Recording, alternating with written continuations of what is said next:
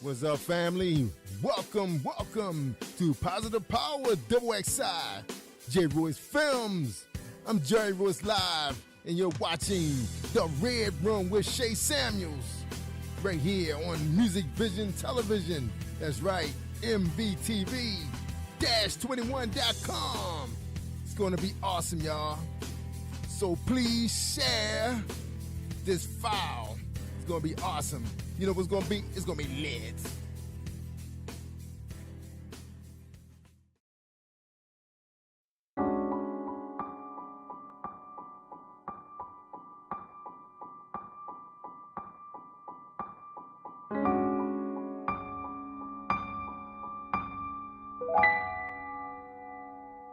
Rolling tape. Ready when you are.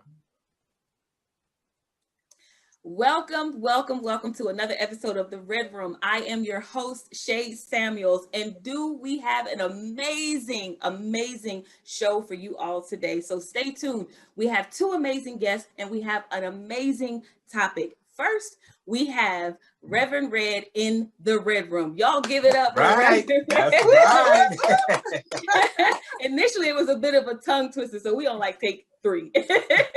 And we have Lady Crystal with him as well. They are a beautiful item. And I'm telling you guys, we are going to have an amazing conversation. So listen, today we are talking about the shifting. We are all going through it. Ecclesiastes 3 reminds us that everything there is a season. But we have to understand the power of the shift. So first, let me ask our guests, how are you both today? We are wonderful, phenomenal. Yes, that's great. And in the middle of a shift. Yep. Oh, we went through so that freeze. We went through that freeze last week. Yes. Yeah, so we out of it now, like, woo. Wow. Yeah, So I'm originally from up north and kind of miss having the snow until something like this happened. And then I said, nope, I'm not interested in being up there. It was like back to back. So I can't say that it's beautiful to look at. Yes, it's beautiful. I'll watch it on TV. It's beautiful. Now you can turn things on YouTube. If you want the fireplace, you just turn it on YouTube. Turn it on. Yes. You turn it on YouTube. And so I think I'll stick with the YouTube. But thank you both for being on the show. We have a powerful discussion today, and it's going to be amazing to see what comes out of this. And as always, I pray that it will bless someone watching it today. But today we're talking about the power of shift. I did a message a long time ago, probably about a year ago, but I did a message on shift. And for some reason, it just came back on me today. And I was thinking about how, when I was younger, I used to drive a shift vehicle. And it had 5 shifts. And if you know how to drive a shift car, you have to shift in order for you to go into the next gear. In order for you to actually go into the next, in order for you to drive without you burning your engine out. Come on, y'all. Yeah. All right, come on. Yes. Come on. Burn the engine out. You have to shift. And so in this message, I was talking about how I would have to go in the first gear, and I had to learn how to use my pedal and brake at the same time to get to the second gear. And how many times did I burn out a clutch before I actually learned it? Right? How many times? And so the power of shift is just that. If you are not necessarily prepared, but if you're not shifting when it's time, you are risking burnout. Come on now. We're going to talk about that today. Reverend Red, I'm going to start with you. What do you have to say about the power of shift? Well, the power of shifting is kind of it's kind of scary. That's the number one thing. Whenever God calls you or asks you to shift, because we have gotten so comfortable, we don't want to make that move. Because we don't know where we're going to shift to or what's there, we don't want to make that move. Let's go back and this was Black History Month. Let's take slavery, right? A lot of slaves, I think they said like 70 to 80% of the slaves that were free didn't want to shift to freedom. Right. So, they didn't want to shift. They didn't want to make that move. Yeah. Because of the unknown. Yeah. Many of us today, the enemy have us in bondage, have us in a certain situation, and God is calling you and opening the door for you to make a shift, to make a move. But because we don't know where God is taking us, Yeah. And, you know, God knows, but we don't know. Since God ain't told us and we don't know, then we are nervous about the shift. Yes. How can we be nervous about where God is taking us? But here's the thing. So you said that God, so, well, first of all, we all know there's a such thing as discernment. And so our steps are already ordered. Now, God might not have shown us the full plan, of course, because if God shows us the full plan, then why would we even need God? Why would we even desire God? So he's not going to show us the full plan. But we just talked about this on another episode, that there's a seed. I called it the believe seed on one of my messages. Okay. There's a believe seed that is in all of us at the time that we're born. And so with that comes vision. And although we may not shift because we don't know what God has for us, the operative word is God has something for us. Right. Yes. So if we trust that God has something for us, and we know, and that belief seed in us says, whatever God has for us is good. It's time to shift. That's right. Lady Crystal, what do you have to say about it? I can think about what made me shift. What is it? What happened? You know, and a lot of times we go through chaos. There might be something that causes us to shift. And it might be, I remember driving my first shift gear car, and I learned in the parking lot before I purchased the car because it was so much cheaper. And the throttle, if I took my foot off the throttle, I would jerk. And so there was a jerk in my life when I lost the highest paying job that I had. And I was sitting there crying, saying, somebody is telling me I need to go to church. So we all have different throttle actions that happen in our lives. And it could be a wreck. It could be a breakup. You know, mine was a loss of a job, and it caused me to shift. It caused me to seek the one that created me. And so a lot of times we get stuck. Our throttle is caught, we stall because of what happened, you know, because of the assault or because of the loss of job, whatever that is. Sometimes you get stalled and you really should keep moving forward. Even though you got stalled, even though that throttle went off and you got jerked around, that is your shift. That is your indication that a shift has happened in your life. Yeah, I love that you said that, because here's the thing that I really have to understand, even for me. When I was driving the vehicle, like you said, I learned on my own. I didn't know anything about a shift. The car was given to me. My dad actually said, if you want the car, you got to get the brakes in, you got to get a clutch. And so I was determined to get a brake and a clutch. I learned on the highway. What I used to do is I used to keep it in neutral. I knew like with the car speed. So when Reverend Red said you get comfortable, here's how comfortable I got with the learning process. I used to keep it in neutral, and I could feel the level of the car and what we're going to based off of the level, based off the rev of the car. So if you've ever driven the shift, you know that when you, and it was like, I got accustomed to what I heard. And so got accustomed, going gear based off of what I heard. I don't know if it was tearing the car up or not. I just know that's where I learned on the highway. That's what I learned. So I learned that I had to stay in neutral. And then when it was time for me to drive, I would go into that. I would go, oh, I thought I had it. I thought I had it. Maybe a month later, that engine, that thing was all burnt out. And so, like you said, Lady Crystal, we risk that burnout, that jerk. There's a jerking that happens in our lives that's going to push us back into gear. And so the shift, one thing that I can say, you both know this, I'm going to come back to you, Reverend Red, but the shift is inevitable. Yes, it is. Yes, it is. Yes. Yes, it is. Yes, it is. Go ahead, Reverend Red. Yeah, but she forgot to tell you about the greatest shift in her life when God shifted her over to me, when she met me, you know, but we put that on another show, okay, the marriage ministry show, you know, but yeah, but when the thing about shifting is that it's always a challenge. It's always, God knows, like I said, and we don't know, you know, and I go back to even further back from slavery to the children of Israel when Moses came, right?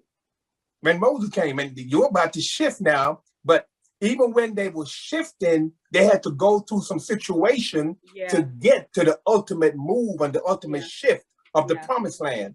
God has something somewhere for all of us to shift to, something better. But because we are spoiled, because we are comfortable, we think that's laying up here under Pharaoh is okay, is comfortable. And why do we have to go through all that to get to someplace better when we can just stay right here?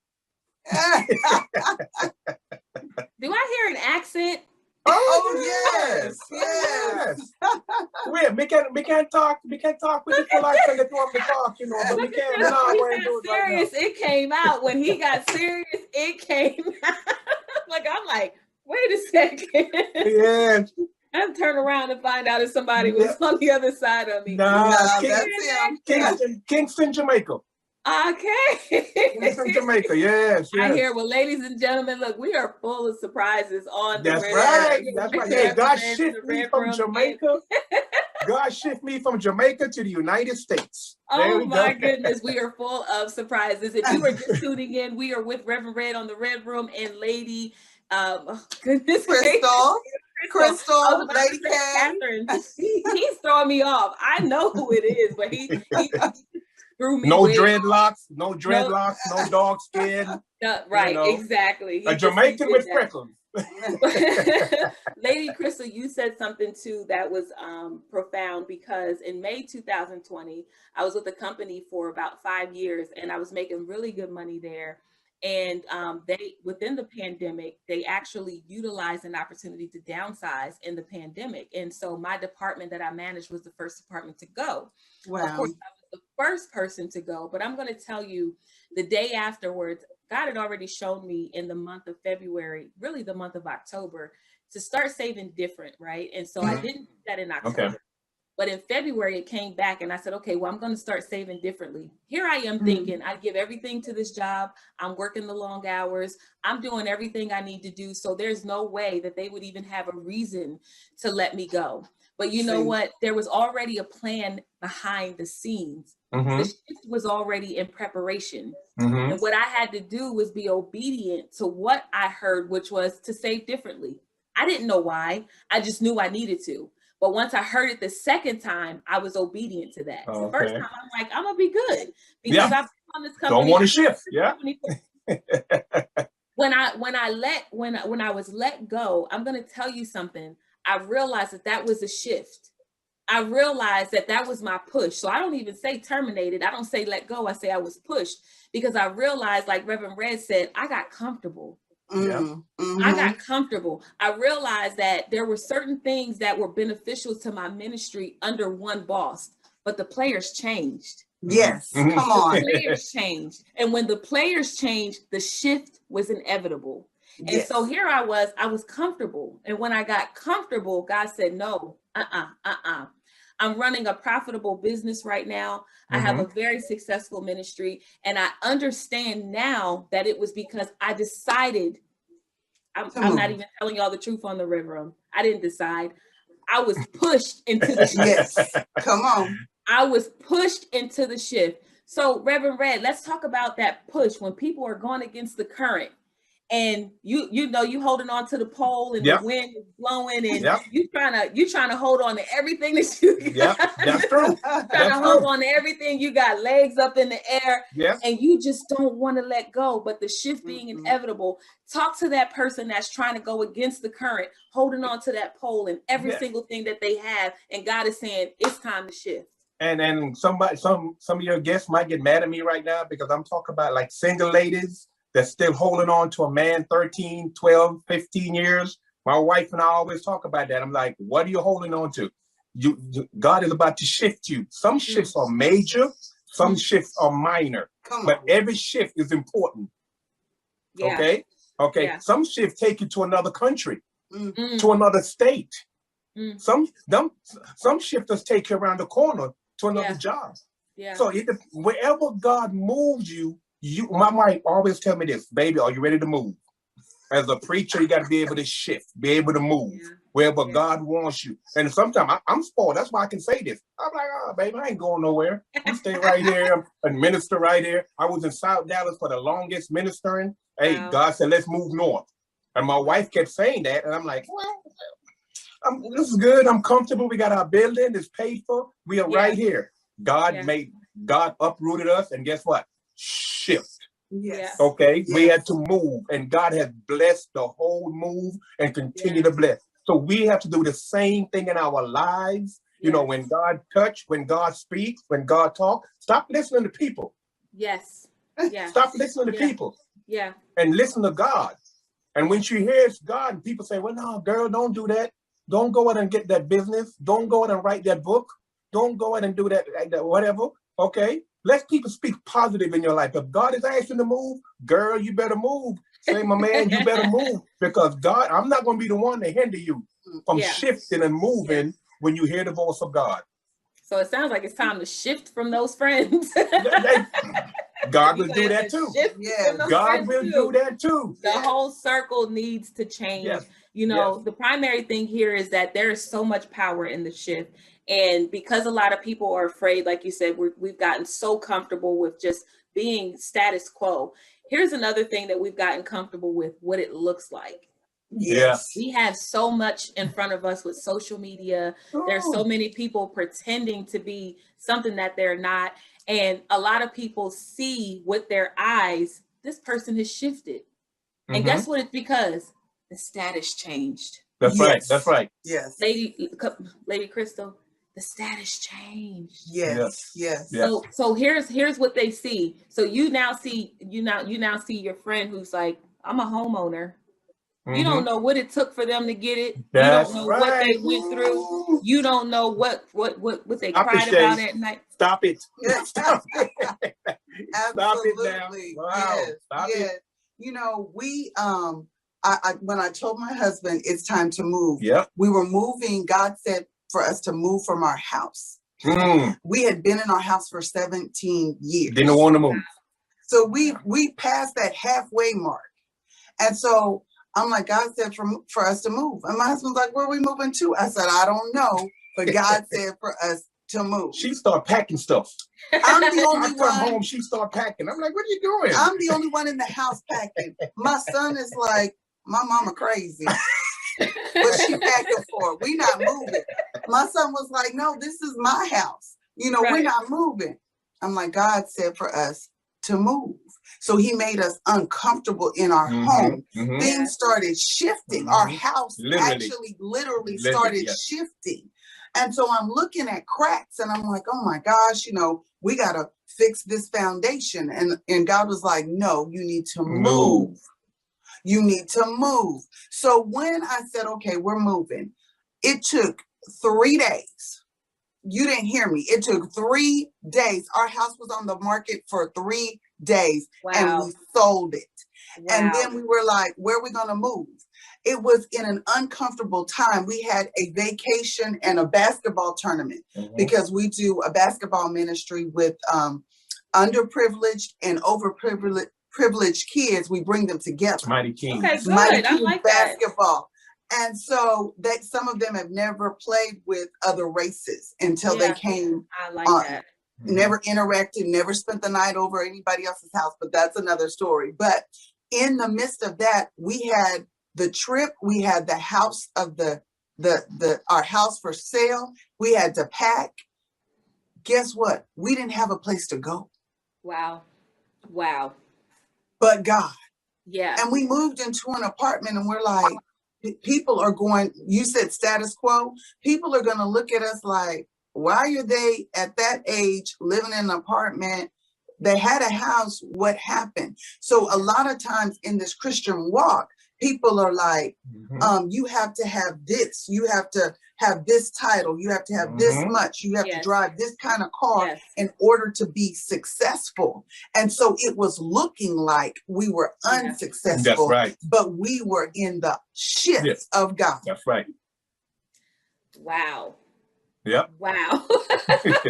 Wow. Look, the two of you are blessing me, and I know that someone is watching this today, and you may not have realized that you were in the midst of your shift, But if you've heard what we talked about, listen, you are in the midst of your shift. The shift is inevitable. You need to stop holding on to the pole. That's right. Let the wind just blow you. Like, let us blow it for you. That's right. Yes. Let the wind just blow you, because it is inevitable. And here I am, you know, I laugh while you guys were talking, because it's like, kind of, you got to practice what you preach. You're talking, and I realize I'm in the midst of a shift. Mm-hmm. You know, while you're talking, I'm realizing I'm in the midst of a shift. And for me, sometimes I'm like, God, another one. You know, I'm like, I feel like an army brat sometimes, because I'm always uprooted. And because I'm always moving, and I'm always, you know, it's like, when do I get a break? You know, I just want to settle. you know? But I realize that the shifts are inevitable. There's ever changing environments around us. Shift, like you said, Reverend Red, you know, you got to look at changing your circle. Don't be afraid of, because you grew up with these people and they were in high school with you. Come on now. You pinky swear to be friends all your life. You know, you guys did elbow spit, whatever you did. Here, our reality is that when you say yes to God, things are going to change in your life. That's right. I tell people this all the time. For some reason, we've been brainwashed to believe that everything of God is warm and fuzzy. But we go on a battlefield. We're on a battlefield. And that's not to scare the person watching today. Well, why would I want to follow God if I'm always on the battlefield? Here's the reality of the battlefield. You come out stronger. We win. Come out bolder. Look, go ahead, Reverend Red. Say it again. We win. That's the reality of the battlefild. Yes. We win. I don't care what the situation might look like. We win at the end. Let me go back to you a little thing about shift also. A lot of times, here's another problem we have with shifting.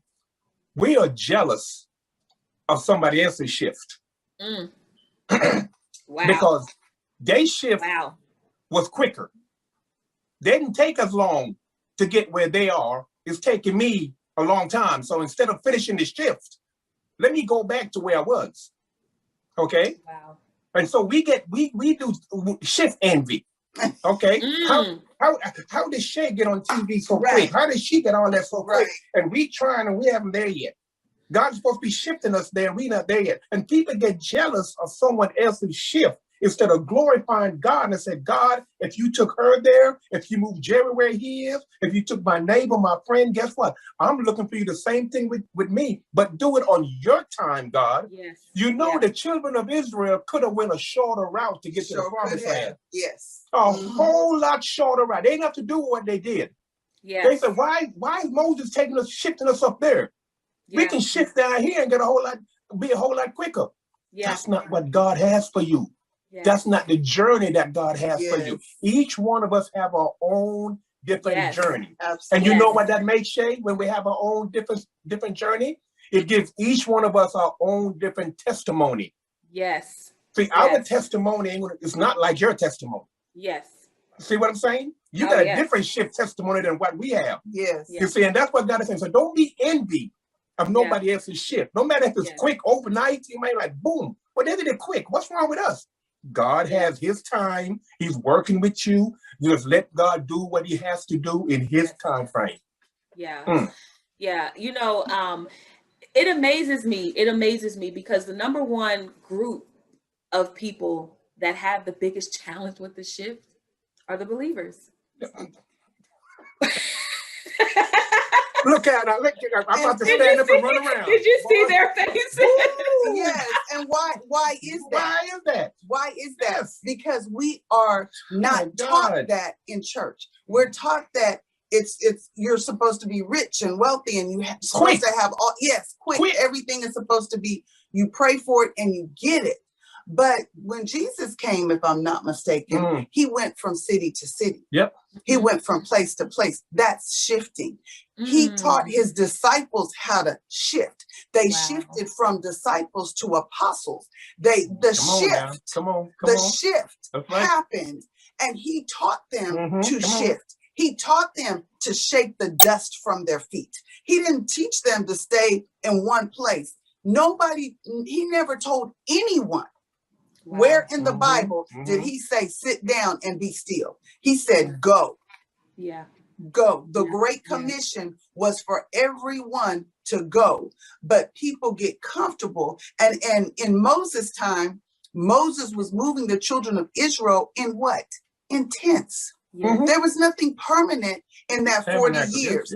They were moving in tents. Now, when God wants you to settle down, he'll give you a house that you did not build. He'll give you land that you didn't. Come on, somebody. He shifts you. He's going to give you that fur coat that you ain't know was going to come out of that bedroom for your photo shoot. Boy, here we go with that fur coat. Well, I do want to end with saying this. Like a caterpillar is meant to turn into a butterfly. I did a study, and that study said that if a caterpillar lives past its life expectancy before turning into a butterfly, it will die. The caterpillar is only designed to live at a certain weight, and living beyond the butterfly time frame, that season of turning into the butterfly, it is surely to die. So if you're watching this today, know that it is time for you to shift. You have heard it here from the three of us, and we have been through our own shifts. We have our own testimonies, but at the end, Reverend Red said it best: we win. So I want to thank you all for tuning in. I want to thank you both for being my guests on the Red Room. Thank you for having us. Thank you for having us. I really appreciate it. And I pray, as always, that this has blessed you, the viewer, today. I'm Shay Samuels, the host of the Red Room, and I want to thank you all for tuning in. And until the next show on the Red Room, we will see you guys soon. Bless you guys. Bye. This is Paula G. Boyce, aka Lady Wisdom with Endurance.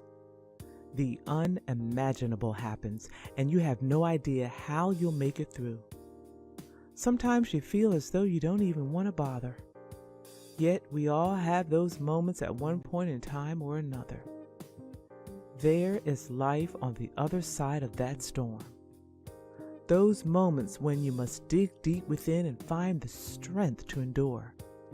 Rise from the ashes. There are those moments when you can't see beyond the moment. There are those moments when you don't want to hear. There's life on the other side of this. Because this is so traumatizing, you can't see it. How we choose to manage our circumstances is totally a ball that is in our court. We fall down, but we get up. We plunge to the deepest, darkest part of our being, but something inside of us longs to survive. We find ourselves fighting to rise out of the darkness. It's a slow journey, but we eventually see the light at the end of the tunnel. I always say that every day we wake up is an opportunity to set an example. It's an opportunity to change things. It's an opportunity to do better, to grow, and to heal. Someone made the analogy about eating an elephant one bite at a time. Now, literally, we're not in the habit of eating elephants. But when faced with inconvenient situations, impossible situations, we must take one step at a time, one day at a time. We all have endured some situations in our lives that has almost taken us to the point of no return. If we take our eyes off the moment and focus on where it is we desire to be, our goal, our destiny, we can take necessary steps to see our way through difficult times. Now, sometimes it may take therapy, prayer, meditation, and daily affirmations that help you make it through. Our lives are so full of difficult moments, but we must focus on the good times, the great events, the joys. As with any storm, tornado, hurricane that leaves destruction in its path, life goes on afterwards. Life may not ever be the same. Life may look different, but as long as we are living and breathing, we have life. Be encouraged and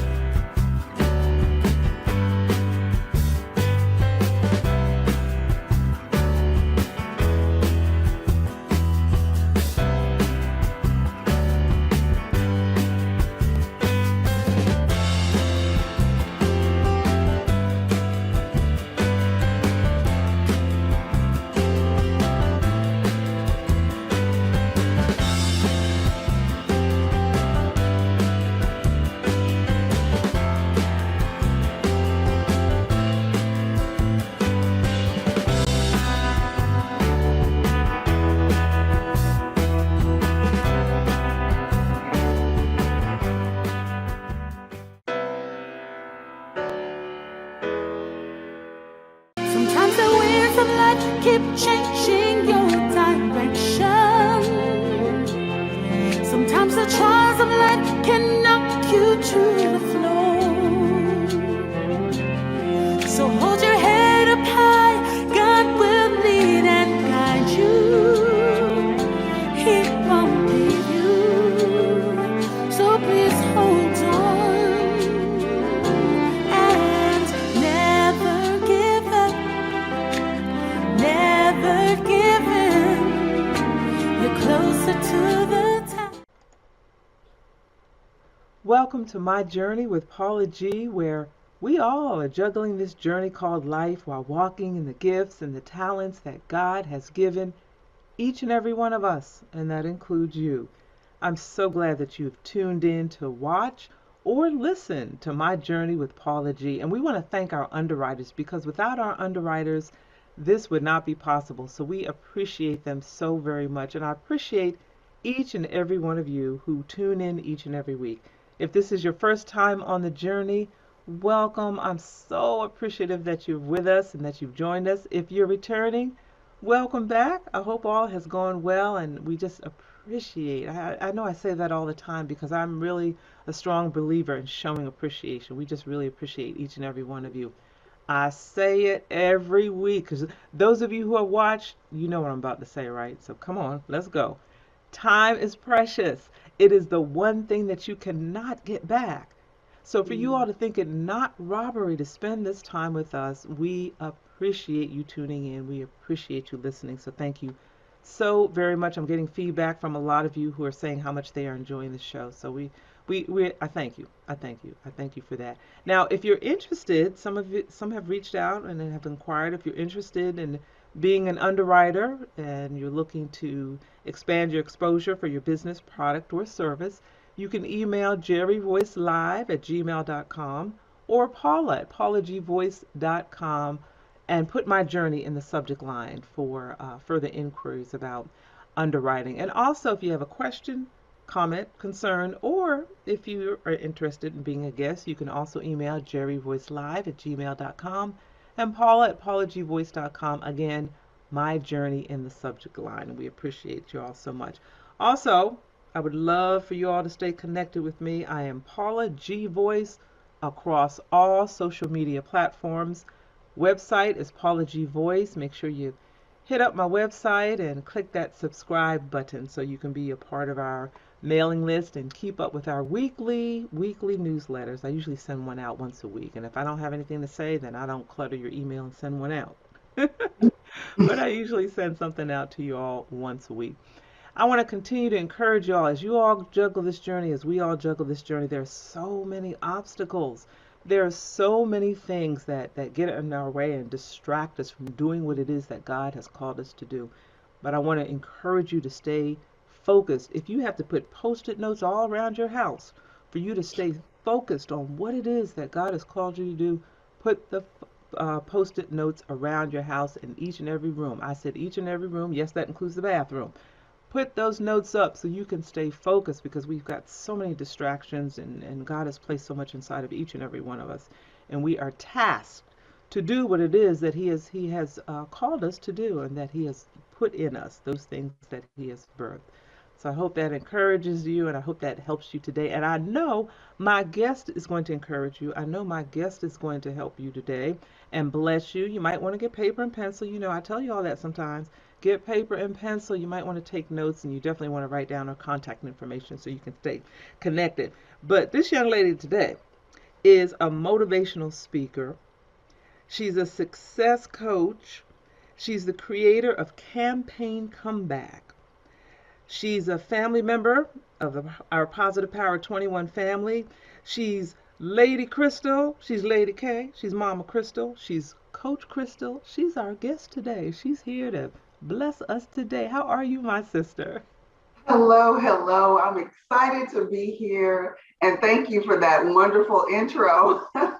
You are so welcome. It is so deserving. And you know, it says a lot about the woman that you are, how you have all of these different titles that people in your life refer to you as. To me, that's a blessing, because it says that you minister to so many different people in so many different ways. And for someone to have not one term of endearment, but several terms of endearment is truly a testimony to all that you do and all that you pour into so many others.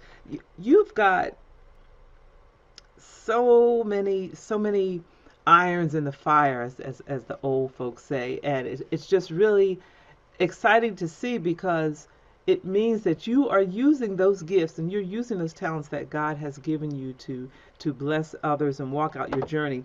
And one of them is a project that you're working on now, Made to Lead Millions. Made to Lead Millions. Tell us a bit about Made to Lead Millions. Made to Lead Millions is my best work as of yet. I like that, as of yet. As Which of means yet. there's more to come. God gave me a Bible study called Preparing to Lead. And I was okay with that. I taught it. It was a 16-week course. And it was really exciting. People really began to follow me. During that time, I was doing Facebook Live and live on IG. And then God told me, Made to Lead Millions. And I said, Lord, Made to Lead Millions? Okay. And he was like, this is the book that's coming from that Bible study. And so I thought, wow. And I argued with him. I argued with God. No way. I don't have 1 million followers. I don't have all of that going on. I'm not that great influencer. And God said, Made to Lead Millions. I prepared you for it. So Preparing to Lead was the story of Moses in Exodus and how he led the children of Israel out of Egypt. But God said he was a stutterer. He had imperfections, and we all have imperfections. And so one of the greatest fears is being a leader.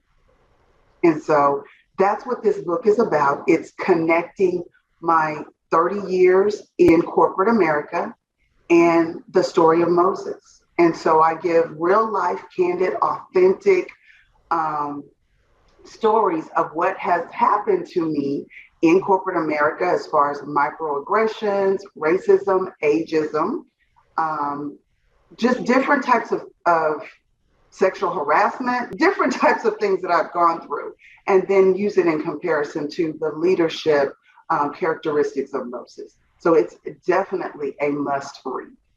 And it's so interesting because a guest that we had on another show, we were talking about his journey of where he was to where he is and how he's utilizing where he was to encourage and bring others as well to where he is. And as you were sharing, I was hearing the same things, your experiences in corporate America, how you've taken those experiences, learned the lessons and so forth that you've learned from those experiences, and you're using that to help others, draw others closer to Christ, and really expand your ministry through that. So that's exciting. That is exciting to hear, and that's made to lead millions. That's millions. Yes. You are made to lead millions. Wow. Wow. So you mentioned your 30 years in corporate and what it is that you're doing now, and you have another project because you're of course involved in the church and so forth. Tell us a little bit about that and your project in regard to First Ladies and what your vision is. Yes, Campaign Comeback. As I know, a lot of people have dealt with church hurt. As a First Lady, I have dealt with church hurt. And that's something that most people don't think of, the pastor or the First Lady or the First Family having church hurt. That's how this particular campaign came about. I was campaigning for you, for us, to come back, not only to the Lord, but to our families, to be kind and loving to one another. It was about coming back to the true you. And I know after getting hurt, talked about, abused, and then it evolved and reached further outside the church. And it reached to the corporate offices, it reached to families. And then I just began to campaign just for families to come together, marriages to come together. And so that's how Campaign Comeback started. And it's a group coaching that I have developed to help people get the best you back, to help them believe better. That's one of my major things in coaching, is getting people to believe better, getting over the trauma, getting over the offense or the abuse or the oppression. And it's about coming back to the best and the most amazing you. And with doing that, I found that first ladies in particular need a safe place and a safe haven to be able to talk, pray, cry, get restored and healed, and then go back into that front line. So through that evolution of Campaign Comeback, I also wrote a book. I was part of a compilation of other first ladies. And so that gave me the idea to have conferences and also do my own compilation of first ladies coming together as a campaign to help other women come back and become their best you. So that will be coming in 2022. And it's so fascinating and exciting to hear as well, because like you said before, a lot of times we are stifled by those experiences that we can't get past, and Yes. a lot of times we don't pay enough attention to that. We just, oh, I'll just deal with it, or it happened, it is what it is, and I'll just move on. But those things settle in our subconscious, and they affect how we interact with others, how we feel about ourselves, and like you said, kind of changing that conversation, getting them Yes, to, that mind. yeah, and getting them to see and understand, the beauty in each and every one of them, and then taking it a step further and having that resource for first ladies, as well is just very exciting, and having these different platforms, conferences, summits, and so forth. And I understand that you're probably always looking for speakers. Yes, To join. Can we you are share a little always bit? looking for speakers. We're always looking for even writers, because there are several writing, like I said, Campaign Comeback, First Ladies. I'm definitely looking for you to connect with me. And you can do that by going to crystalhenry.net or email me at coachcrystalhenry@gmail.com. Those are ways that you can reach out and get a hold of me. Yes, awesome, awesome. You have all these hats that you wear. You are married, so it's a team effort. So tell us a little bit about that team effort, and also tell us a bit about what you feel is the key to the success of your marriage. Well, 25 years of marriage. We have been married a little over 25 years. And this was not our first marriage. It was our second marriages for both of us. And what we didn't have in our first marriage was God. And definitely what we have in this marriage is God as pastors. We are first generation pastors. So that's very different. Neither one of us set out to be pastors. We did not know that God was going to shift our life and change our lives miraculously and quickly. We met in August 31st of 95 and married August 31st of 96. Wow. So it was quick. And we began our ministry together September 10th, 2000. So nobody can do it like the Lord can.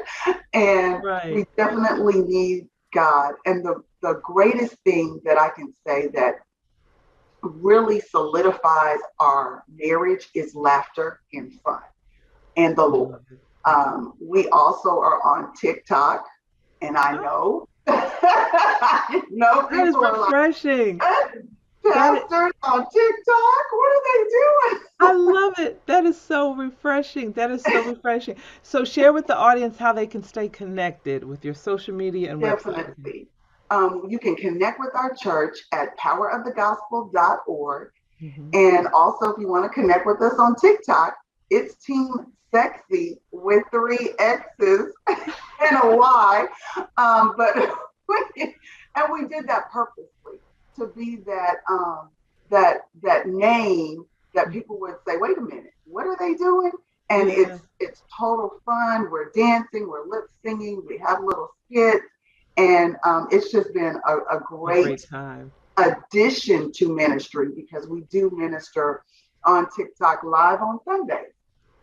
So they can check live on Facebook, live on TikTok on Sundays. Yeah. I love it. I love it. You know, our time just flies by. It seems like we've only been talking for a couple minutes. But thank you so much for sharing your journey. Thank you so much for your encouragement and sharing all of the ways that you're using your gifts and your talents to continue to bless and keep others. Ladies and gentlemen, make sure you reach out to our guest here, Lady K, Lady Crystal, Coach Crystal. She's got all these different names. It's a beautiful, beautiful thing. We're so happy to have her, and so happy that she's also part of our Positive Power 21 family as well. So you can stay connected with her through her podcast and the variety of platforms that she has mentioned. Well, so we thank you so much for joining us. Our underwriters, we love you. We thank you. We appreciate you for joining us as well. And remember, ladies and gentlemen, the greatest conversation that you will ever have is the one that takes place in between your ears. What are you speaking to yourself? Is God a part of that conversation? And are you listening to his still small voice? Until next time, embrace the journey. Sometimes the winds of life keep changing your direction. Sometimes the trials of life can knock you to the floor.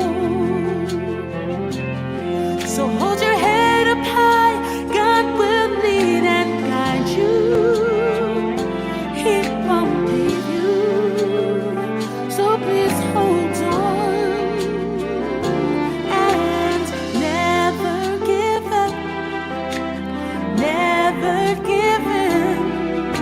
You're closer to the This is Paula G. Boyce, aka Lady Wisdom with Endurance. The unimaginable happens, and you have no idea how you'll make it through. Sometimes you feel as though you don't even want to bother. Yet we all have those moments at one point in time or another. There is life on the other side of that storm. Those moments when you must dig deep within and find the strength to endure. Rise from the ashes. There are those moments when you can't see beyond the moment. There are those moments when you don't want to hear. There's life on the other side of this, because your this is so traumatizing, you can't see it. How we choose to manage our circumstances is totally a ball that is in our court. We fall down, but we get up. We plunge to the deepest, darkest part of our being, but something inside of us longs to survive. We find ourselves fighting to rise out of the darkness. It's a slow journey, but we eventually see the light at the end of the tunnel. I always say that every day we wake up is an opportunity to set an example. It's an opportunity to change things. It's an opportunity to do better, to grow, and to heal. Someone made the analogy about eating an elephant one bite at a time. Now, literally, we're not in the habit of eating elephants. But when faced with inconvenient situations, impossible situations, we must take one step at a time, one day at a time. We all have endured some situations in our lives that has almost taken us to the point of no return. If we take our eyes off the moment and focus on where it is we desire to be, our goal, our destiny, we can take necessary steps to see our way through difficult times. Now, sometimes it may take therapy, prayer, meditation, and daily affirmations that help you make it through. Our lives are so full of difficult moments, but we must focus on the good times, the great events, the joys. As with any storm, tornado, hurricane that leaves destruction in its path, life goes on afterwards. Life may not ever be the same. Life may look different, but as long as we are living and breathing, we have life. Be encouraged and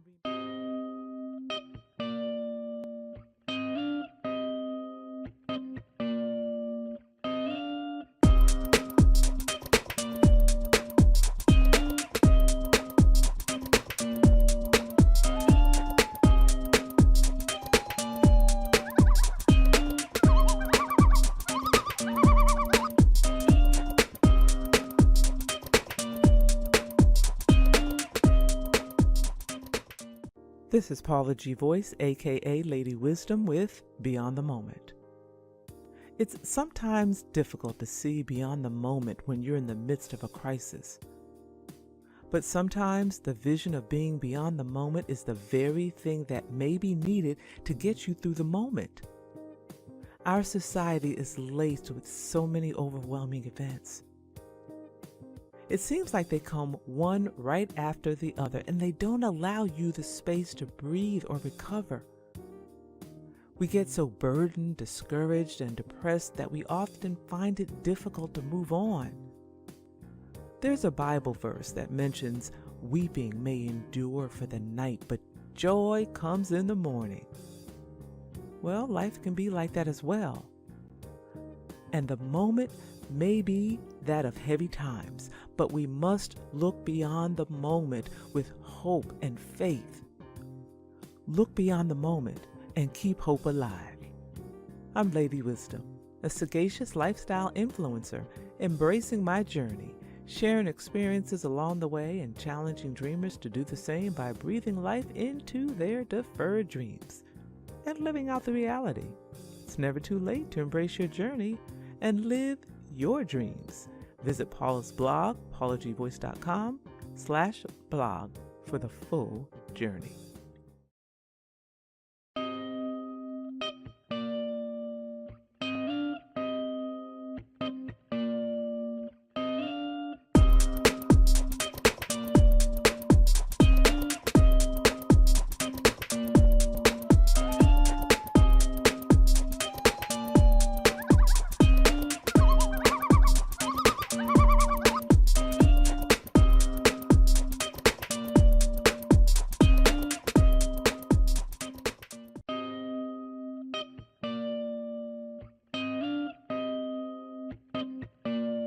This is Paula G. Voice, aka Lady Wisdom. Some things a lady just has to keep to herself. Now, I know we've had this conversation before, but I'm still feeling some kind of way. Sometimes there is wisdom in silence. Some things a lady just has to keep to herself. It's part of her feminine energy. Sometimes we are so quick to let everyone know how much we know, we don't realize we are revealing too much of our business. Now, I gained knowledge from women in the Bible, women who have displayed strength, discretion, that came through having the wisdom to be silent at times, having the wisdom to not tell all that they know or are capable of in the moment. These women were not necessarily taught to read or write. However, through life experiences and their relationship with God, they gained the wisdom they needed to overcome obstacles and, in some cases, life or death situations. Now, some may say those were times of oppression for women, and you wouldn't be wrong. However, these were women that rose to positions of leadership as a result of knowing how to use that feminine energy. I mean, Deborah became a judge. Now I would dare say she didn't get there by telling all of her business. What's the benefit of silence, and how does it edify the situation? Sometimes in silence, we are in a position to gain more information or knowledge that will further assist us in that situation. It's just a thought. I am Lady Wisdom, a sagacious lifestyle influencer embracing my journey, sharing experiences along the way. I'm challenging dreamers to do the same by breathing life into their deferred dreams and living out the reality. Because it's never too late to embrace your journey and live your dreams. Visit Paula's blog, paulagvoice.com/blog for the full journey.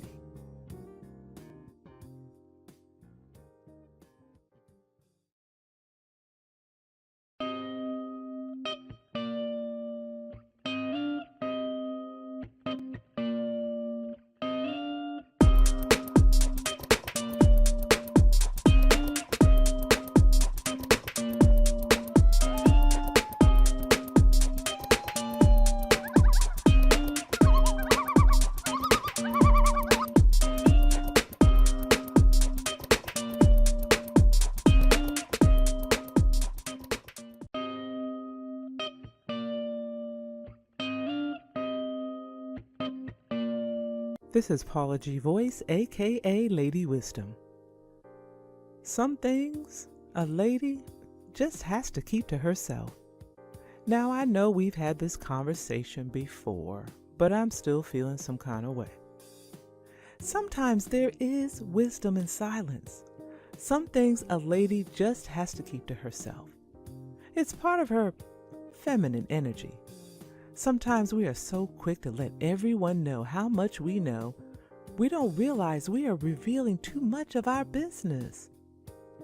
Now, I gained knowledge from women in the Bible, women who have displayed strength, discretion, that came through having the wisdom to be silent at times, having the wisdom to not tell all that they know or are capable of in the moment.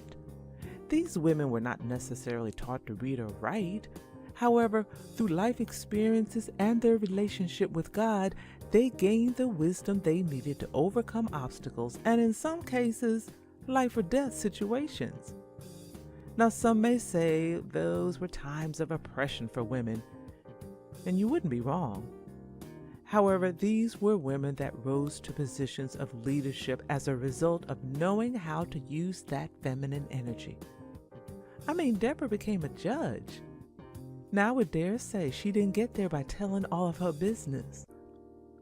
What's the benefit of silence, and how does it edify the situation?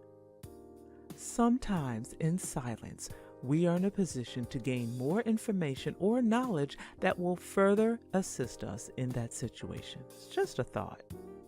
I am Lady Wisdom, a sagacious lifestyle influencer embracing my journey, sharing experiences along the way. I'm challenging dreamers to do the same by breathing life into their deferred dreams and living out the reality. Because it's never too late to embrace your journey and live your dreams. Visit Paula's blog, paulagvoice.com/blog for the full journey.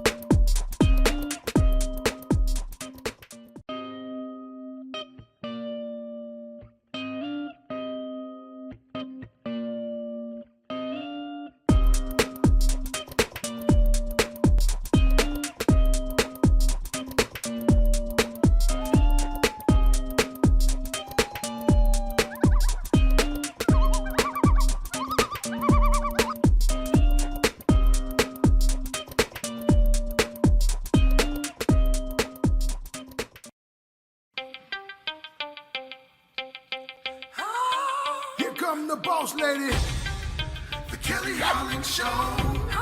Watch out, let's go. Here come the boss lady, the Kelly Holland Show. Let's drop it. Here come the boss lady, the Kelly Holland Show. Come on, she gonna get it right. Research all about your life. Her info's always tight, talking just to get inside. Gospel talking, Bible walking, wanna help you see. Faith is calling and she's walking with the victory. The king is on her side and she never quits. Put you on the show and you reminisce. Creative to the point where she's making hits. Business savvy is a Kelly, are you getting this?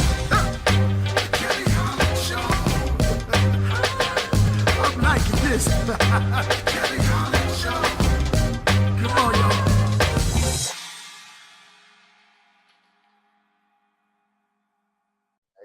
Thank you for joining us and welcome to the Kelly Holland Show. I am so grateful and delighted to have our guest on today. You would never, ever imagine how lucky we are to have this guest today. I have Mr. Emmy Award winner, musician and actor, and that's just a humble title, for the lovely Harvey Morris. Thank you for being with us today, Mr. Morris.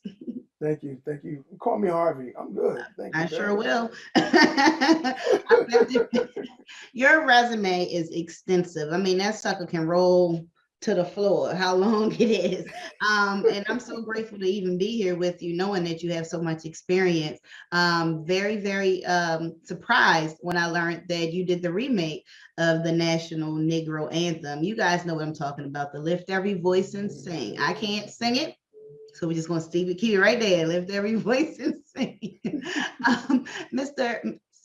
Harvey, could you let our watchers know who you are, other than what I just said, and what it is that you've really done? Oh, well, my name is Harvey Morris. And first of all, I'm a child of the Most High King. Yes. And I'm grateful. I am a father. I'm a grandfather. I'm a musician. I'm an actor. I'm a drummer. And most of all, I'm just a person that loves doing what I do. And that is beautiful.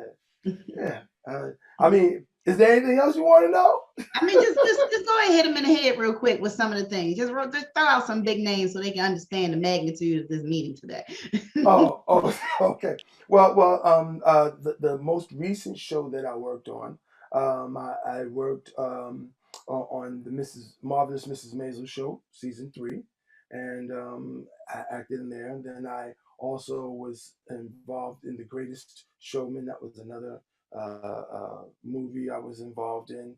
Then prior to that, I was also in another movie called Begin Again with Keira Knightley and Mark Ruffalo, and The Greatest Showman, that was with Hugh Jackman, and this last, yeah. So, and I worked with artists like Cameo and Freddie Jackson, GQ. I did one hit with Stevie Wonder. Worked with well, there's a lot of artists I can't remember, but most of all, the greatest artist I'm working with is Skeet Jones. Skeet Jones in the building. Yeah, listen, I'm working with Skeet Jones. I produced some music with Skeet Jones. So, I'm looking forward to, Skeet doing some of the music that we did, and I'm excited. I'm glad you are excited. Skeet, for those of you that have not had the pleasure, Skeet Jones is one of our new friends. He is represented by the lovely Jerry Royce. Batman is what I call him. And they just go around and just really bring happiness and education to youth and young adults through their puppet show. Skeet Jones is one of my best friends. He got so much swag. I'm saying. Okay, but he won't be my boyfriend. It's okay though. I'll get a text one day. I tell everybody, Skeet don't like me like that. So we it's not that he don't like you. He's just so busy. That's He's all. so busy. That's a great way to put it. That's a great way of putting it. You've been running this marathon of your career for so long. Did you think that in the beginning you would be where you are now? The answer is yes.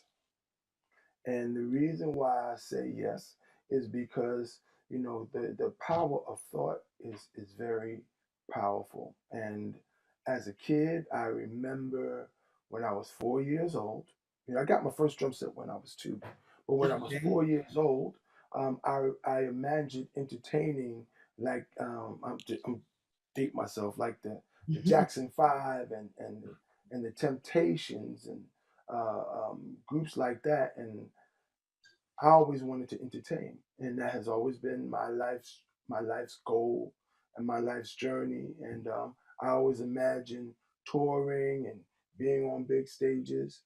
and so I got that opportunity. So I actually, believe it or not, and I don't want to sound cocky because that's not it. You just asked me about my dream, and Exactly. so I see myself going even further than where I am today. I'm grateful for where I am, but where I'm going is even greater than that. Oh, I love it. Praise God. Can you give us a little peek into that future? Just a little teeny peek. Okay, I've already began to produce my own music videos, but I plan on producing my own movies. Mm. I already have my own record company. I'm already involved in education. If you ever go to my website, which is toughstuffpro.net, you'll see that my company is already organized in education. We do music production, we do video production, and so I already have an Emmy. I'm working on Grammys and Golden Globes and Oscars and things of that nature. Okay. Okay. I'm That's what's hearing going on. you. Your production, Tough Stuff Productions LLC. I really like how you take the time to make your business work. No business can work without those fees being raised. But then you also have your beats and rhymes education, where Yes, you're just in the schools and it's all about leadership and work ethic and problem solving, and most importantly, collaboration. Um, yes. I think that's amazing. Is this a nonprofit? Beats and Rhymes is not a nonprofit yet. I'm working on making it a nonprofit. However, I make it affordable for our young people.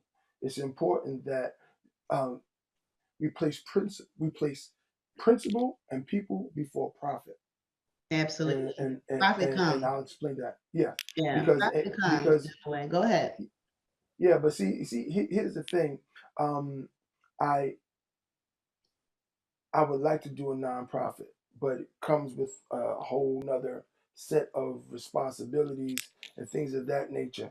And quite frankly, to be honest with you, the only reason why I haven't done a nonprofit is because it's a longer process, I'm okay with that. I'm in the process of making it a nonprofit, but today, it's a profit business, but it's about the young people. It's about, again, placing our people before profit. What I mean is that um, what we do in the Beats and Rhymes program is teach life skills, but we use music and the business of music to teach those life skills.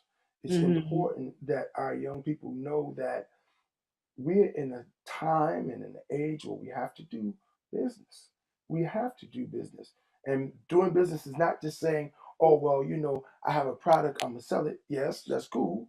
But you need to understand about your numbers. You need to understand about projections. You need to understand about uh, um, um, uh, your goal and goal setting. You need to understand what all of these important aspects of doing business, having relationships, and how one small relationship can lead to a bigger relationship, which leads to bigger relationships.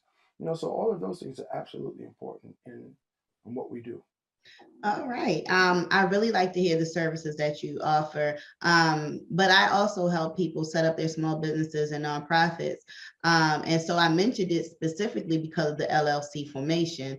You would definitely need to be converted to an incorporation, which isn't a hard process, it's just a paperwork process. But because you're not offering a product, but a service, and it's catered towards youth, and you're also teaching life skills and those other skills necessary, I would be happy to help you set up your nonprofit, because that way you can get the donations to keep it rolling. Anybody that already pays a service fee, that I know that money is transitioned right back into the business, which is what a Right, nonprofit is all about. right, Staffing and all of that, pay yourself first, of course, but we're not going to take the majority of the funds. We're going to put them back into the nonprofit so we can continue with the projects that you're doing and the services that you're offering to the youth and young adults. Um, yes, you get these donations, that could also help you further your mission, with a 501c formation. And so I would be happy to help you. If you want to move forward into that, I do it all day long. It's not expensive.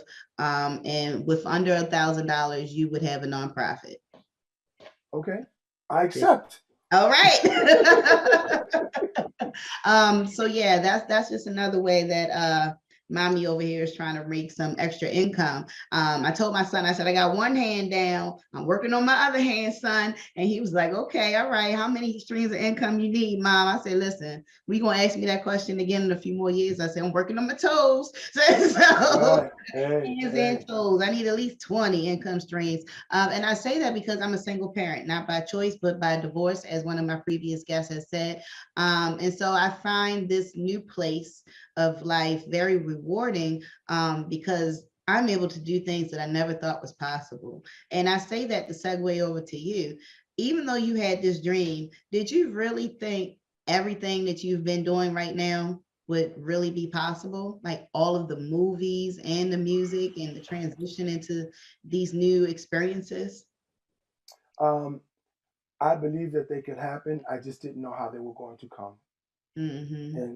And again, each relationship led into something else. Like how I got into movies, I've always wanted to be in movies. I imagined being in movies, but it came in an most unlikely way. How so? Okay, well, I'll explain. I'm a musician. I've always been a musician. I worked in a wedding band. Okay, and one of my fellow colleagues in the wedding band also worked in movies. And one particular day, one of the music supervisors for the first movie I worked on, they were looking for a drummer that looked like a bodyguard. And he says, "Oh man, I think I got the perfect person." So he recommended me, and they went to my website. And that's why it's important to always have a website, have a social presence, social media presence. Exactly. Went to my website, and after going to the website, they saw my picture. They asked me to come and read that Friday afternoon. Friday afternoon, they would call me and say, "Hey, you're in. You have the movie." And then from there, that very same relationship from the movie allowed me to be in the post two projects that I've been involved in. Congratulations to you, brother. I know it was nothing but a journey, and I'm grateful that you were able to share it with us. Do you contribute any religious faith and hope to your progress? All the time. All the time. Mm-hmm. You know, my motto is seek ye first the kingdom of God and all its righteousness, and all things shall be added unto you. That's good. But understand that to whom much is given, much is required. Okay. All right. And understand and also know that in James 1 it says, you know, when we go through trials and tribulations of many kinds, but that trial and tribulation is going to produce perseverance, and that perseverance is going to produce that thing that you need in order to be successful. So you know, my whole foundation is based in the word. So yeah, that's who I am. Shout out to you. I'm the same way. Had a goal. My original goal was just to be a speaker. Had no idea that through conversation I would get connected to Batman or Jerry Boyce, my producer. And then I started doing podcasts. Okay, I thought I was going to be in front of a different type of audience, a live audience, maybe small at first, that may grow over time. You know, I'm just trying to plan it out, and God had another path for me. He provided the resources, he made the connections, he provided the network, and I just had to be willing. Do you find that you're able to do the same thing just by being willing and available? Listen, you put me to the door, I'm walking through it. In fact, I'm gonna kick the door open. I'm walking through the door. Okay? Listen, because I say it all the time. People get to the door, won't even knock. I said, I'm gonna kick that sucker down. Because you know what? The word says, "Go boldly before the throne." Yes. And what that means is not just going to the throne of God, but also going through the throne of greatness. Hallelujah. And in order to go through the throne of greatness, we got to be willing to step up and step in. Amen. Praise God on that. Hold on, don't get me started. Don't get me started. Look, this is not a typical Christian platform, but I will never hide my faith. Okay, I will never hide my faith, especially when I get into a good vibe with somebody. I say, "Oh, it's a saint over here, Lord. It's a saint over here." I love to worship. Shout out to my home church. We open back up July 11th. I can't wait. All right, awesome. Yeah, that's the interesting thing because my home church, we don't actually. I'm in New York, right? Well, I'm in New Jersey, but my home church is in New York, and we're not opening up until September, maybe late August. But in my church, because I believe in taking our talents and multiplying them. So in my church, I'm the drummer, but I also do sound. I also do lighting. And now I'm putting together the whole video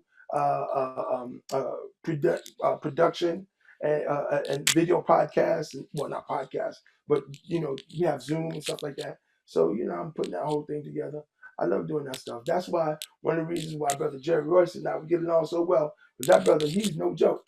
That brother, I mean, he's got a whole television studio, whole radio studio. I'm like, that's what it's all about, And so, it's important that as people, we connect with other people that are like-minded, Absolutely. And in that, it's never ever about anything other than connecting, growing, and learning, and nurturing each other, and lifting each other up. It's all about that. That's what it's all about. I couldn't agree with you more. And that right there is the greatest commandment, to love. All right? To love. Love comes in many forms, especially when it's not an intimate love. It comes in many forms. Sometimes it's just simply kindness. Okay. That's right. So, that's Amen. right. Amen. That's right. That is completely right. When were you approached to remake the Negro National Anthem, or was that just a project you worked on that just took off? Well, no, I wasn't approached. I did it on my own. And the reason why I did it on my own is because I really got upset with the fact that as a people, we don't even know our own anthem, some of us. We know the first stanza. We don't know the second nor the third. Nope. Right? And so, right. And so it's important that we not only know that first stanza, but know the reason for that song, and then also know it all. We have to know it all. So for my remake was so that we can learn it all, and hopefully people can connect with it and really understand and identify with those lyrics and make it happen. That's what it's all about. It's about forward progress, and that's what Lift Every Voice and Sing is about. Coming together but making forward progress. I like that. Very much so.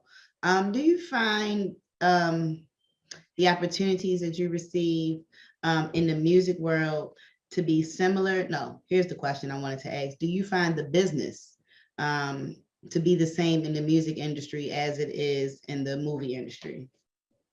The business is, I won't say completely different. There's certain aspects like bookkeeping and doing your numbers and budgeting, that's the same. But movies are actually on a larger scale. It's unfortunate that the way the music industry has been going, I think, I don't want to say that it's deteriorating, but it's in its present form. It's taken a whole nother, it's taken a shift. And that shift has created not necessarily the most pleasant for new and upcoming artists. Went from actually the music business went from actually selling CDs or albums and stuff like that. Now you're streaming, and unfortunately, the general public doesn't realize that yes, you have access to more music, but it shortchanges the artist overall. Really? Yes. So let me explain. So um, back in the day when you would download a MP3 or something like that, or purchase a song, a greater portion of that would go to the artist. With streaming, you get less than a penny per stream. So for an artist, in order to even get a penny, an artist would have to stream, the song would have to stream maybe 6 or 7 times just to get a penny. Wow. Yeah. So that's why they have millions and millions of views and things of that nature. Exactly. Wow. So I heard, wow. I heard there's this, and forgive me for not knowing the real term, but something like a robo-caller type of thing where they'll just Bots. They're called automatically, bots. Yes. so they'll just automatically play and play and play. But is that how artists get their numbers up, even though they may be superficial? Well, they get their numbers up, but they're unreal numbers. And so therefore you have the algorithms that they recognize that they are bots. And so what ends up happening, like a Spotify, they will, change their algorithm every so often. And so therefore, that bot that was set up really is not actual numbers. And so therefore it minimizes the moment you start streaming. See, here's the thing. What the general public doesn't know is that when you subscribe to a company, the streaming company that you're subscribing to is getting the lion's share of the money. So yes, you have access to all of this music, but it's really not going. It's unfairly going to the streaming company and not the artist that you believe you're supporting. When So I you're would streaming figure that the music. streaming company would pay for some type of rights to even play the music. Oh no, they do pay rights. There are rights, but the portion by which they pay out is far less than what's due the artist. That's terrible. Yes, it is. Yes, Does it is. this make does that type of methodology convert more musicians into the life of acting? Or is it just the opportunity? I'm gonna tell you. I think the reason why many musicians convert to acting is because the money is better, the treatment is better, um, the just there's a greater and better experience in doing movies than you do and have music. However, me personally as a musician, I love music. I love doing what I do. You know, I've I've done what I've done for free. I'm not trying to do it for free no more, but I've Okay. done it for free. I've done it for free, but we're at a place you get to a certain place in life where you go, you know what, Lord, I thank you. And the word says that your talents will make room for you. And the word also says that a man is also worthy of his keep. Amen. And Exactly. so therefore, when Amen. okay, because we have to recognize, and this is the other thing I'm going to say. It is important for us to have our businesses, and it's important that our businesses grow and make money so that we can empower other businesses and other people that represent what we do and who we are. And see, and with that empowerment comes leverage. Because I'm not going to make this a race thing. I don't want to do that. But we, as the narrative, we have to dispel that narrative that black folks can't do business or things of that nature. We have to completely dispel that narrative because it's not right. It's not right. It's not accurate. You're gonna in business, you're gonna get folks of many different nationalities who will do right, and then you're gonna get folks who will do wrong. And that doesn't matter what your nationality is, Correct. or you know what I'm saying. You just got to learn how to identify folks who know how to do business, and let's do business. Amen. Amen to that. I hate poor leadership. So definitely, you're just like, for what? You're an idiot, and I know. So yeah. So I'm not for everybody. So, but I'm for somebody. So there we go. That's It's right. been such a joy talking to you today, Mr. Harvey Morris. We are nearing the end of our show. So this is your opportunity to lead folks to your website and to any other projects that you have available right now. Plug away, sir. Especially, wait a minute, do you make more money if more people watch your show? Yes. Okay, yes. Plug away. Okay. Well, listen. Please, I'm going to say, first of all, you can go to Tough Stuff Productions, LLC, and go to my website, which is toughstuffpro.net. and you get an opportunity to see what Tough Stuff Productions does. You can also go to our YouTube page, which is Tough Stuff Pro LLC. I'm sorry, Tough Stuff Productions LLC. Go to our YouTube page and click away at the music that's there. Click away at our videos that's also on there. Also, you can find Hardy Morris in the House of Praise, because I produce gospel music. You can find us on Apple Music. You can find us on Amazon. You can find us on Spotify. But when you go to Apple Music, go to iTunes and download the music. You can also come to my website, toughstuffpro.net, and go to my music page and download our music, because it's important. If you really want to support what we do as artists, if you really want to support what artists do, go to their website and download their music directly. I'm not just plugging myself, I'm talking about all artists. Most artists have a web page. Go to their web page, go to their website, and download their music directly if you want to support the artist, because that's where the artists will make their money. So you want to support me? Come to my website, toughstuffpro.net, and come get that money. Yeah, hey. In order for me to give back, I gotta have something to give. All right, come on. And let me see. You just go back to regular.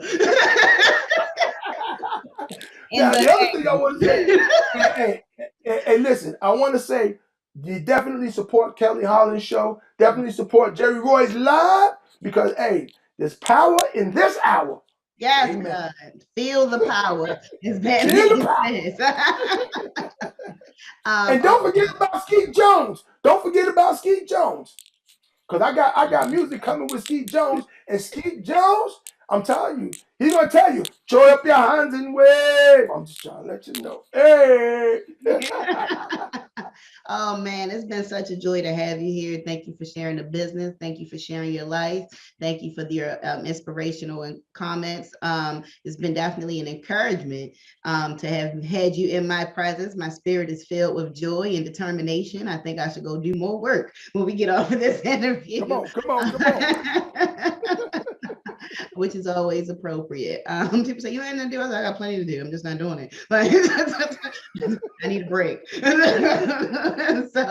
But glory be to God that there's always an opportunity and availability to continue his work, to bring more sheep to the flock, to call upon those that may not be listening. No, you are welcome. You have always been welcome. This is Paula G. Voice, aka Lady Wisdom, with Beyond the Moment.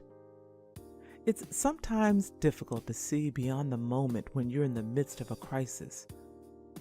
But sometimes the vision of being beyond the moment is the very thing that may be needed to get you through the moment.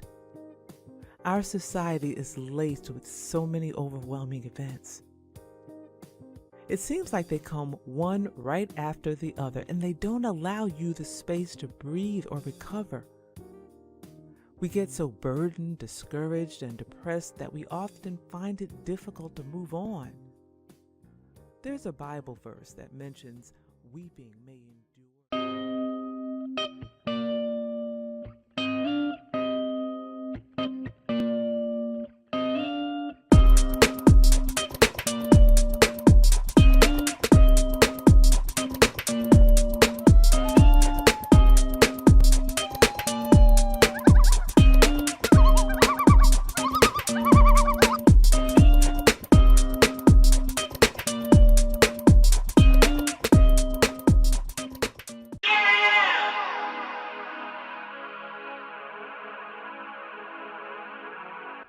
Stories help us to understand the world around us. They allow us to laugh. They allow us to cry. They give us the ability to feel and provide us with an outlet to heal. Join me as I get to know some of the amazing people behind the stories that we read in order to truly discover the story that has been hidden within each of us. My name is Bree Smith, and this is the Author Push Talk Show.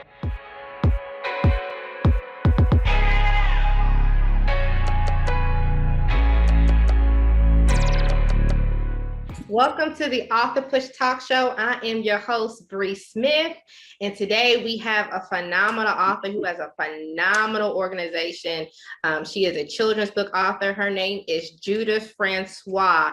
Welcome to the show, Judith. I'm so excited to have you here today with us. Thank you so much for coming on today. Thank you so much, Bree. Thank you for inviting me. I'm very excited, and thank you for the great introduction. And I can't wait for a chat. Yes, ma'am. Thank you. So can you tell our viewers just a little bit more about yourself? Okay. Well, my name is Judith. Like you said, I was born in Haiti. I moved to Chicago, Illinois when I was 11 years old with, my mom and my family. And I've had like a love for writing ever since I was young, ever since I could remember. And so it's always been my dream. I went to college and I got my degree in journalism. And then back after years and years of like trying to write and dreaming about it, I also decided to go to school and get my master's in creative writing. So that experience was amazing, and I've written a lot. And then I also started getting, ideas for these children's books that I also, decided to publish one of them this year. So yeah, that's a little bit about me. I work in Chicago Public School. I have a early childhood education, the pre-K. So they're adorable and really sweet. So yeah, and I'm hoping to just keep publishing. That's awesome. I love hearing that. We need more powerful, especially teachers, people of color going into the field of education, because I feel like we need to be able to teach our own children. You know what I mean? Yeah. There's a lot of things, especially if you know what's going on in the public school system. They got a lot of craziness that's going on. And I feel like we need more people, you know what I mean, like us, to teach our babies the right way and what to do. So I really commend you for that. And then also too, I did not know that you had a creative writing degree. So that's powerful too. So is your children's book your first book that you've actually written and published, or have you written other books as well? Or yeah, I've written so many other books. I have things on my drive on my computer. But this is the first book that I published is actually my poetry book called Breakthrough to New Beginnings. It's a poetry collection. And, I was just kind of really like eager to put something out there, to put some of my poetry and test the waters basically. And then the children's book, this is my second book that that is published. But yeah, I as far as writing, I have a lot of things that I've written, and with the goal to like publish some of them. Amen. I like that. That's powerful. So can you tell us a little bit more about your children's book, Meet the Three Princesses? Yes, of course. So Meet the Three Princesses, this is how it looks inside and everything. It is the first book in a series of children's books. It's the Three Princesses series. And so for book number 1, we are introduced to the 3 princesses. Of course, we see their lives. And also we get the backstory of how they became known as the 3 princesses.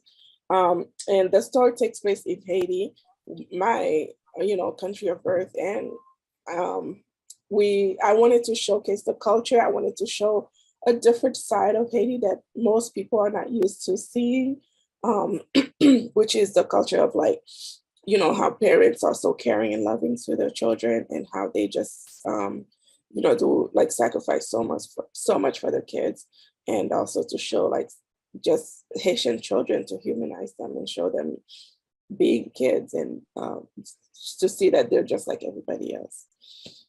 Right, that is so powerful. Yeah, because I know, I hate to say it, like mainstream media, every time we see pictures of Haitian kids, I either see them like in a garbage dump or in some like, rundown village, you know what I mean? Yeah.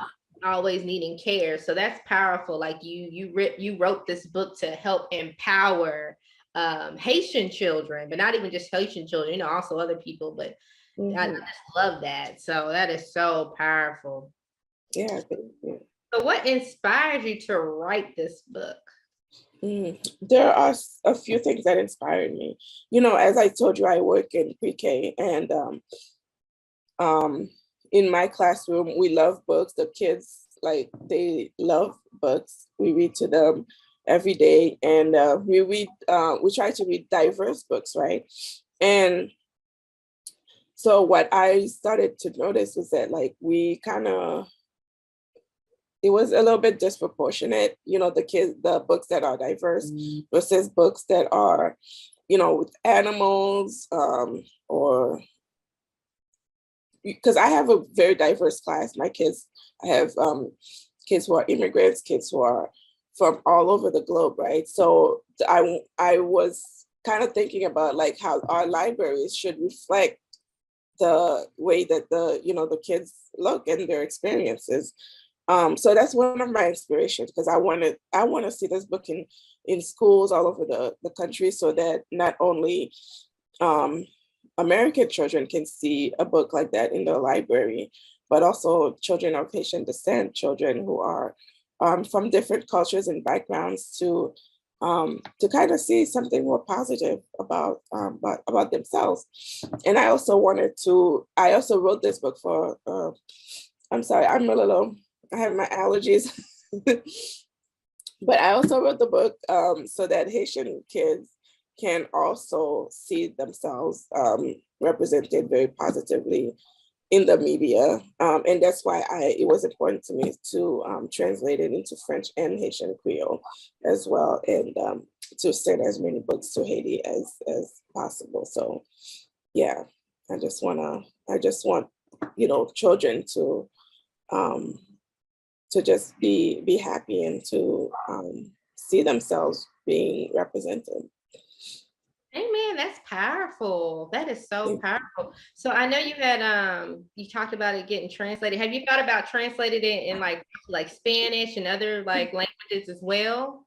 Yes, it is translated into Spanish. Cool.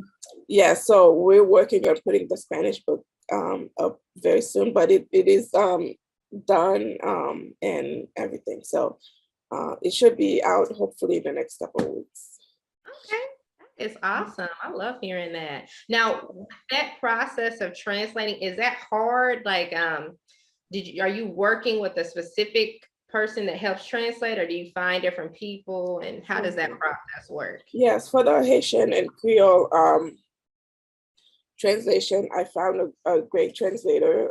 He's also an author. His name is Jonel Juice, and he translated, both of them for me. He did a wonderful job, and I'm really glad that I found him. He was recommended to me.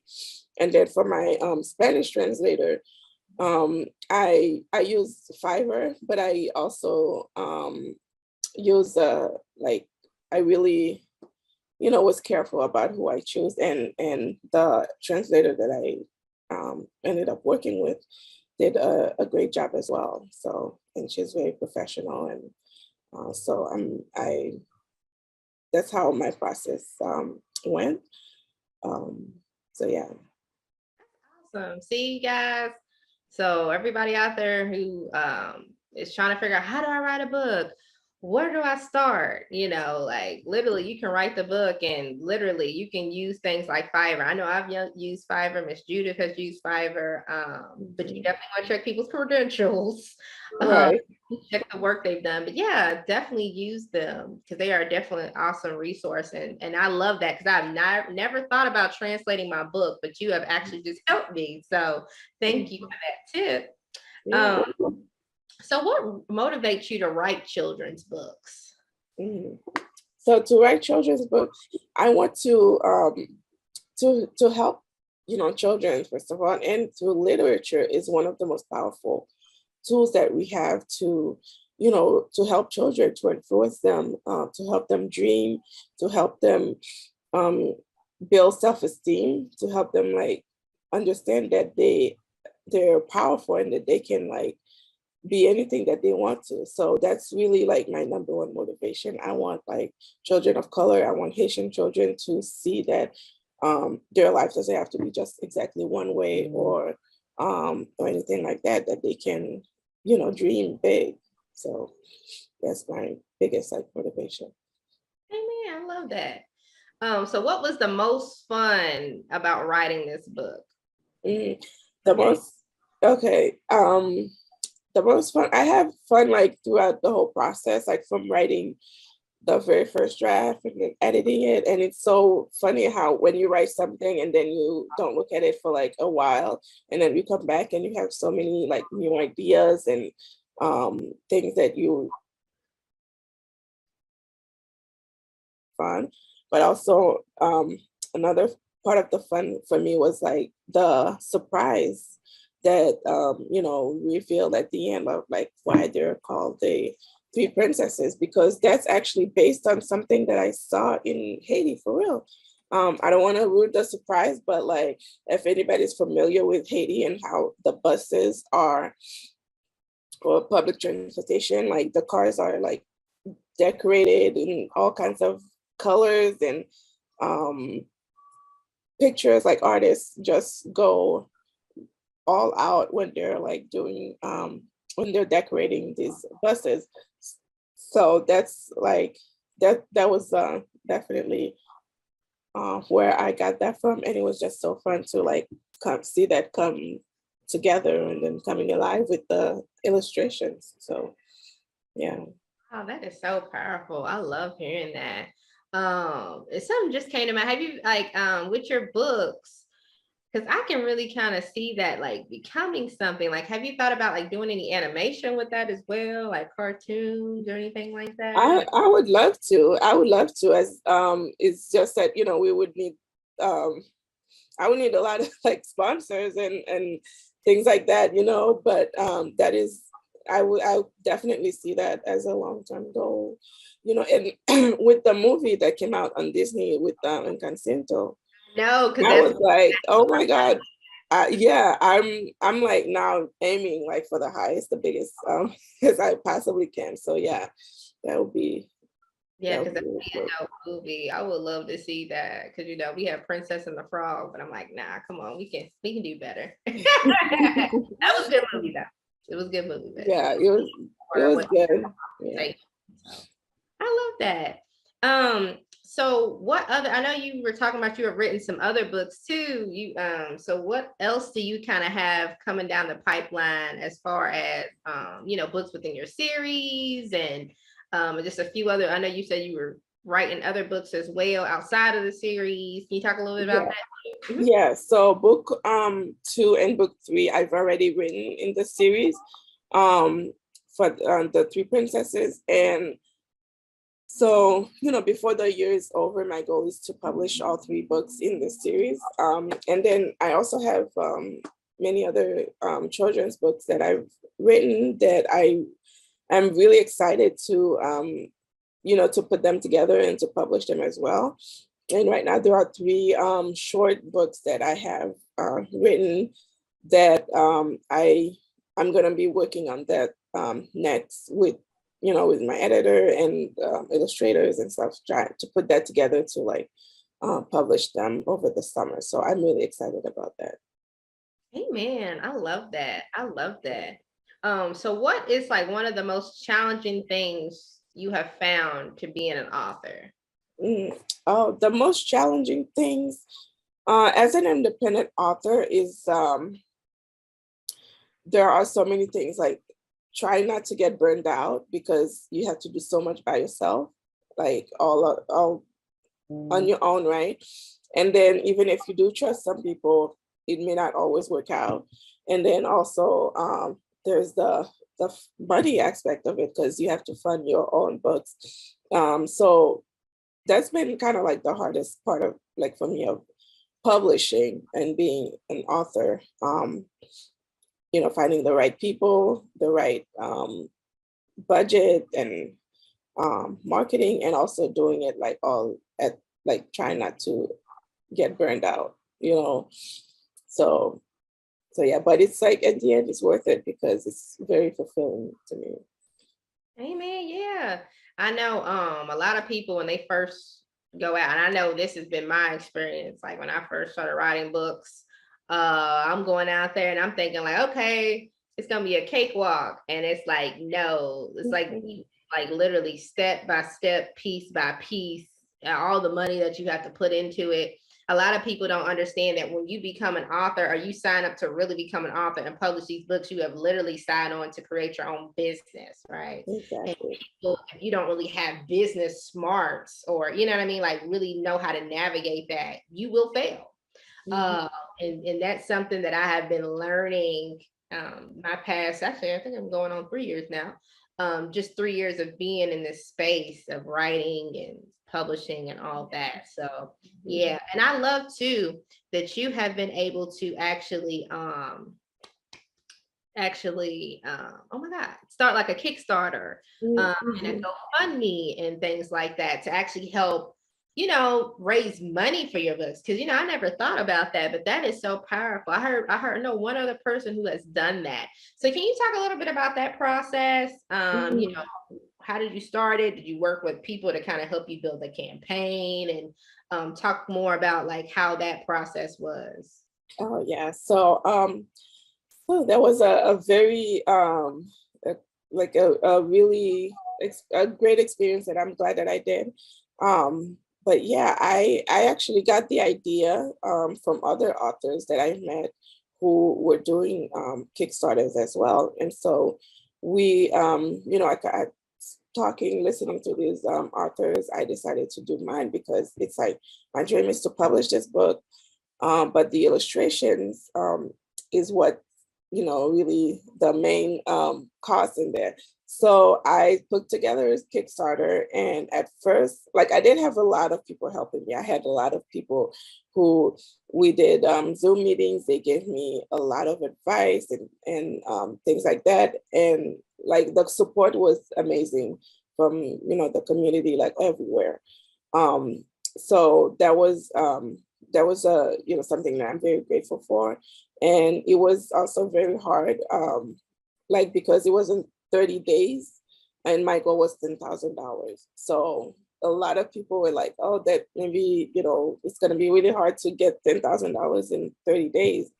But I did it anyways. And I was out there like almost like every day doing everything that I could to get the word out there, to tell people, to, you know, in Clubhouse, I was doing lives on Instagram and I was making phone calls, doing Zoom meetings and just letting the word out there. And it was like very slow in the beginning. And then the last 3 days, that's when I raised the majority of the funds.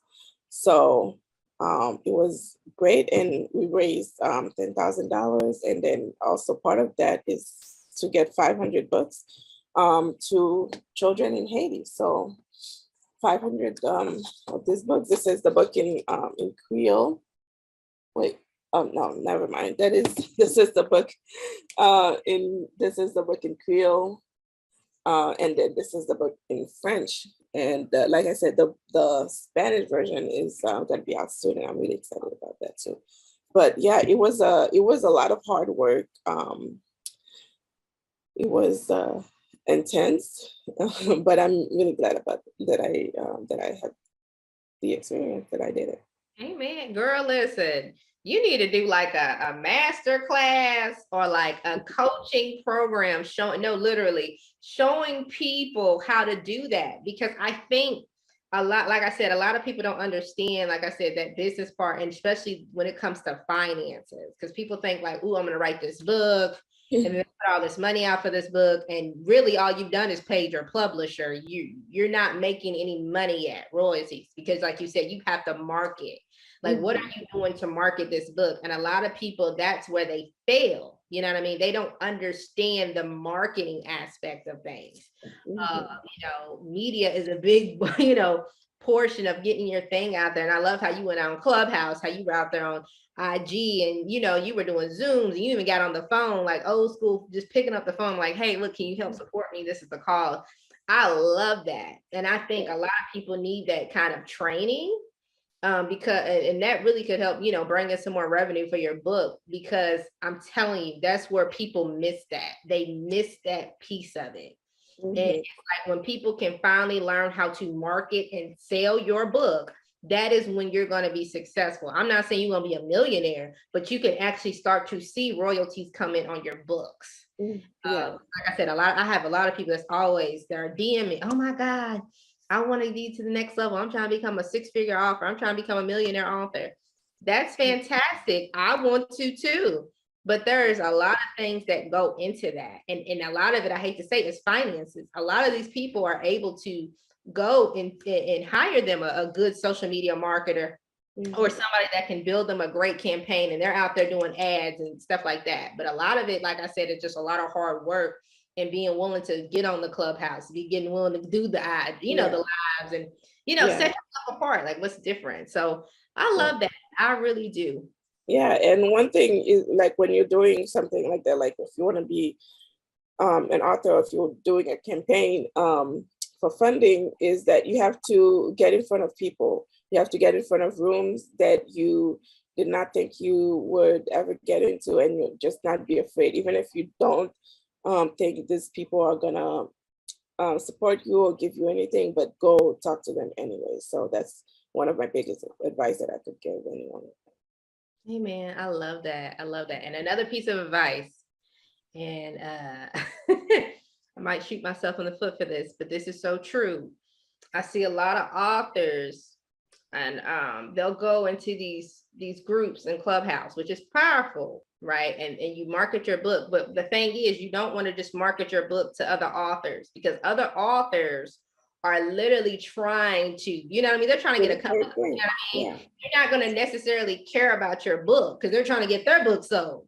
You have to actually go and reach your audience. So actually go into groups that actually fit your audience, right? And then try to promote your books in these groups. Of course, follow the group's rules and things like that. But that'd be my other piece of advice. I don't know, that just kind of hit me. Yeah, that's absolutely true. But also, I wanted to talk to you before we close just a little about your nonprofit, and then how people can actually give to your cause. Okay, so I have this really big dreams to bring libraries to schools in Haiti, and also to build libraries in Haiti as well, and help help the other libraries that are already there and doing the best they can to help them, help support them, and help get them books, and especially books that are written by that have themselves represented. So my nonprofit, I'm in the process of still doing the paperwork and everything, but it's basically going to be about that. And I do have a GoFundMe where people can donate, and if let me see, if you search help a child in Haiti on GoFundMe, it will come up. I'm trying to find the so with that you can help us. You can donate either any amount will help. And what we're doing is just getting the words out there right now, and working with schools. I've spoken with many school administrators in Haiti, and they all love the idea of just giving us a space, and then we bring them a little library for the children to enjoy. So yeah. Hey man, I love that. I love that. So is there anybody you would like to shout out on here, or Yes, I would like to shout out my illustrator. He's also a Haitian American illustrator. His name is Rodney Sanin. I would love to shout out my translator, Jonelle Jus. He's also a great person to work with. And then also, of course, my editor, Naomi Dunson-White. She is amazing editor, and I highly recommend if anybody's looking for an editor, you can search her. Amen. All right, so we got a minute left. Is there how can people connect with you, like on social media or through email, website? Yeah. So on social media, you can find me at JudithAniqueFrancois.com, my full name. My website is judithsbooks.com. And then my handle on Instagram is Judith Anique Francois. And also my children's books Instagram is judithsbooks.com. You can find it. And Amazon, the book is also available on Amazon if you search it, on Barnes and Nobles, Target, a lot of online bookstores and things like that. So yeah. All right. Well, thank you so much for coming on today, Judith. It was so wonderful to have you. I would love for you to come back in the future and just talk more about your books and just, the calls and what else is going on. So just thank you so much.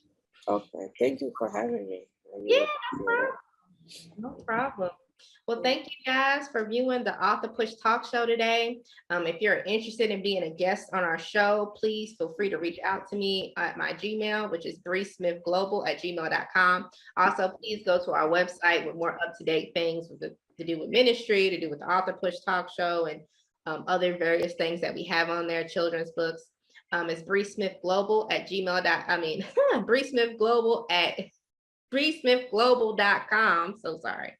And also check me out on Instagram. My handle is breesmithofficial. And you can also get a hold of me on Facebook. You can check me out at Bree Smith on my page, or you can go to the Author Push Media Services page.